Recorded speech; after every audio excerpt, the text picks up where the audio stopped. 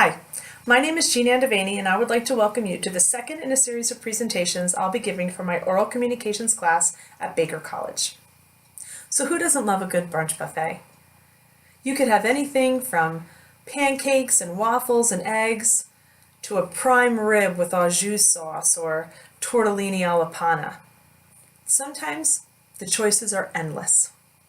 And what better to wash down all of this delicious food than with a classic brunch cocktail, the Bloody Mary. And that's what we'll be talking a little bit more about here today.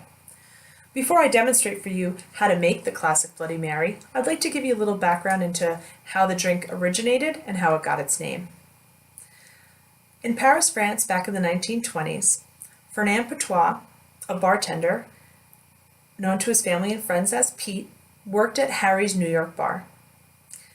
Harry had been given some vodka by some Russian immigrants who had migrated from Russia to Paris, but he didn't particularly care for the cocktail, so he was always looking at other juices or other alcohols that he might be able to mix with the vodka to make a good drink. On one of those particular days, a bunch of Harry's friends had come into the bar, and they were noticing something on the menu called a tomato juice cocktail.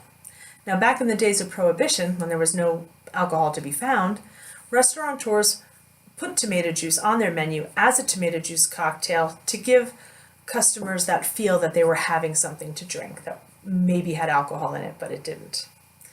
So a light bulb went off in Pete's head. Hey, why don't I take this vodka, mix it with this tomato juice cocktail, and see what we get? And voila, the Bloody Mary was born. Pretty simple story. The name, on the other hand, that has a few versions.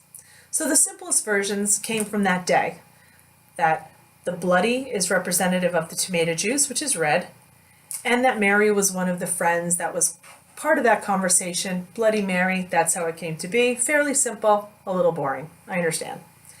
But the more ominous story dates back to Queen Mary I of England. Now, Queen Mary was known as a very ruthless leader who was in favor of Catholicism, and anyone who would oppose her ways was burned at the stake.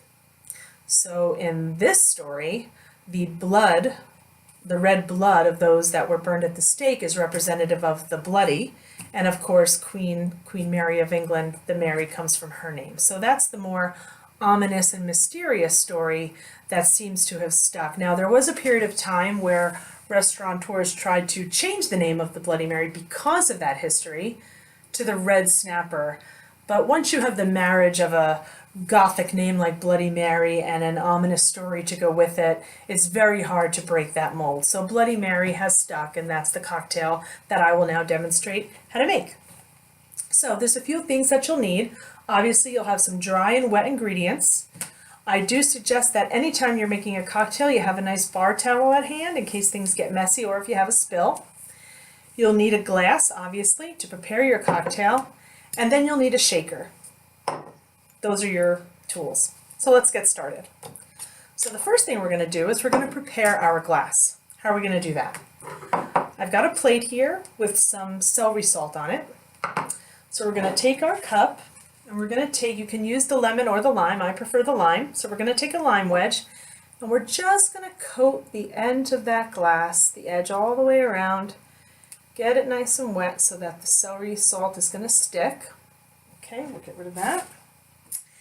Now we're just going to roll that around in the salt. I'll lift this up so you can see. You may need to move it around a little bit on the plate just to make sure that you don't have any empty spaces in your presentation. You want to have a nice solid rim on that glass. There you go. Perfect. We'll set that aside. Now we're going to take a little bit of ice. We're going to fill this glass with some ice. Try not to spill it. There you go. And now we've got our prepared glass. We'll set that aside and we'll get back to making our cocktail. Okay, so you want to take your shaker. We're going to start with some lemon and lime. So we'll take a lemon wedge, we'll squeeze that in, and we're going to drop it right in there. We'll also take our lime, let's give it a little squeeze, also drop that in. See, now we need our towel because our hands are getting wet. Okay, now for the wet ingredients. Your standard little tomato juice can is 5.5 ounces. The classic recipe calls for 4 ounces. So we're just going to leave a little bit in the can when we're pouring it in there. That's probably about 4 ounces, so we'll leave a little there. Now for the vodka. 2 ounces of vodka to the 4 ounces of tomato juice is your standard rule of thumb. We'll go ahead and put in our 2 ounces. Okay. Oops. We'll set that aside. The next ingredient, and one of my favorites, is the prepared horseradish. It has a wonderful flavor and an excellent smell to it. 2 teaspoons. We'll go ahead and stir that up. Put that in. There you go. It's already clearing my sinuses. Now you need 2 dashes of Worcestershire sauce. Hope I'm saying that properly. 2 dashes. There you go.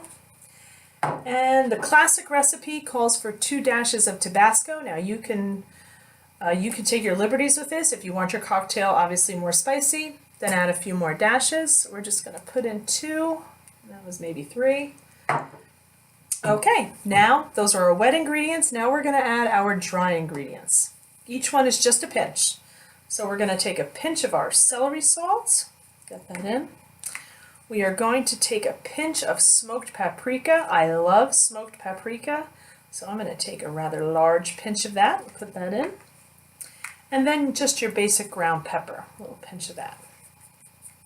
There you go. So there we have all of our ingredients in. Take a little bit more ice, add that to our shaker. You don't want too much ice in your shaker because then it disrupts the shake and you don't get a good mix. So I'm going to pop that on there and give it a good shake. Get it nice and cold. Okay. Pop off that lid. We're going to leave the strainer on so we don't get too much of the lemon and lime rind in there. And we'll go ahead and just pour that right in. You might have to move it around a little bit so that the ice moves around and you get the full cocktail.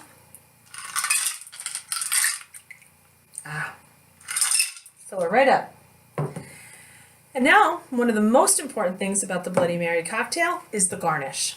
So your traditional garnish is celery. Okay, gives it a very, very pretty feel. We'll go ahead and we'll put some celery there. My personal favorite is a garlic pickle. The pickle will soak up a lot of the cocktail in here and it makes for a lovely little snack when you're all done with your drink. So we'll put those 2 things in there. And then I've also, a little personal touch that I like to add, and you might want to try, is a green olive stuffed with blue cheese. It also soaks up the drink and gives you a nice little snack at the end, and it does look rather pretty. So there you have it, your classic, oops, little spill, you have your classic Bloody Mary cocktail. I hope you've enjoyed this presentation, and please remember, drink responsibly.